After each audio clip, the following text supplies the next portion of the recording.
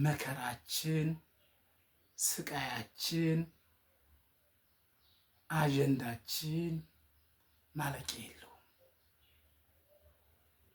አንዱን አጀንዳ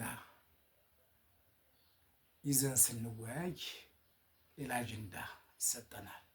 ይሄኛውን አጀንዳ ይዘን ስናፍረጠረጥ ደግሞ ሌላ አዲስ አጀንዳ ይሰጠናል።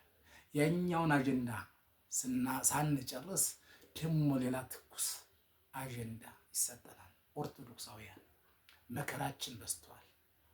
እኛም እየተከታተልን ትግላችንን ቀጥለናል። ዛሬ ደግሞ ግብረ ሰዶም በኢትዮጵያ ኦርቶዶክስ ተዋሕዶ ቤተክርስቲያን እየተፈጸመ ነው የሚል ከነዚህ ወጣቶች እየሰማን ነው። እስኪ እንስማቸው። ምናልባት በሰሚ የምናወራ መስሎ ሊሰማው ይችል ይሆናል። እንደው ሰምተን ከሌኮ ነው የሚባል ነገር ሰምተን እሱን እያወራን ሊመስለው የሚችል ሰው አለ። ከዛ በጣም የራቀ ነገር ነው። ክርና መርፌ ለመሆን ክፍል ውስጥ ሲገቡ ነው የምንይዛቸው አይደለ? ክፍል ውስጥ ሲገቡ ይሄ ማለት በቴክስት በሁሉን ነገር ተከታትለን ክርና መርፌ ለመሆን ተቀጣጥረው ክፍል ውስጥ ሲገቡ ነው የምንይዛቸው። በዛ ግብር እንግዲህ አንተም ታየዋለህ። እነ ቴዲ ጋር ነው እንግዲህ መረጃ አሁን የቴዶን እንዳታስረሱ ይመጣል። መረጃ እንግዲህ እዚህ መሆኑ እዚህ ብቻ መሆኑ አደጋ ስለሚሆን ግድ መበታተን ስላለበት መረጃ ወደዛ ሄዷል። በዚህ መጠን ነው የተያዙት። ይሄ ማለት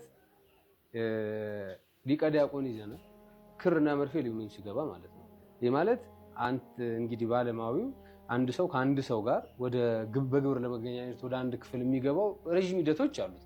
ምናልባት በገበያ ተገበያይተ ስጋዋን ልሸጥልህ ካልሆነ በስተቀር ሂደት አለው። ያንን ሂደት አልፈው እዛ እስኪገቡ ድረስ ሁሉን መረጃ እየተከታተልን ነው ያዝናቸው፣ ሁሉንም ማለት ነው። ጸሐፊ ቅድም እንዳልከው ይዘናል፣ አለቃ ይዘናል።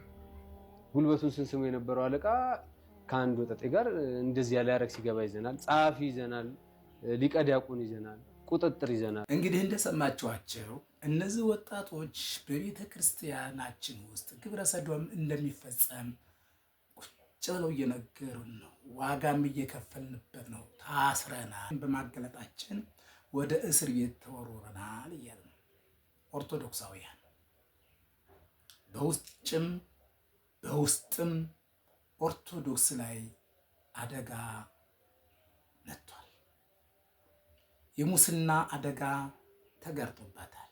የዘረኝነት አደጋ ተጋርጦባታል። አሁን ደግሞ እንደምንሰማው የግብረ ሰዶም አደጋ በቤተ ክርስቲያናችን ውስጥ ተጋርጦባታል። ይህን አደጋ እንዴት ነው የምናልፈው?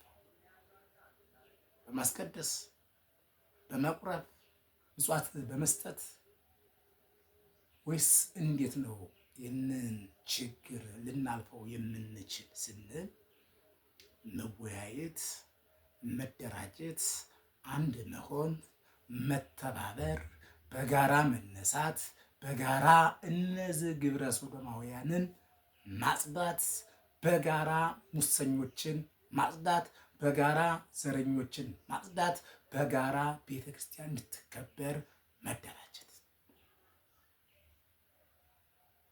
ይህ ካልሆነ ቅድስት ቤተክርስቲያን የተለያዩ አጀንዳ ያላቸው የሌሎች ቤተ እምነት አማኞች ጣልቃ እየገቡባት ነው ቤተክርስቲያንን ለማፍረስ።